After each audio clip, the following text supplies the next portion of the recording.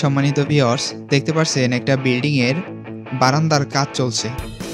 Viewers, বারান্দাতে একটা জিনিস লক্ষ্য করবেন যে অনেক মিস্ত্রি ভাইরা আছে যারা বলে যে বারান্দাতে এত শক্তভাবে করার দরকার নেই, মানে গ্রেড বিম দেওয়া লাগবে না বা 10 ইঞ্চি গাঁথনি দেওয়া লাগবে না।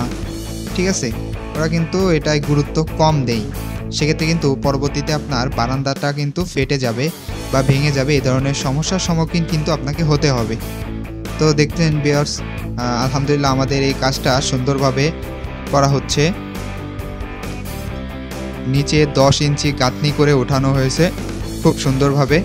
দেখতেই পাচ্ছেন ভিউয়ার্স, প্রোগ্রেসটা কত সুন্দর কাজের।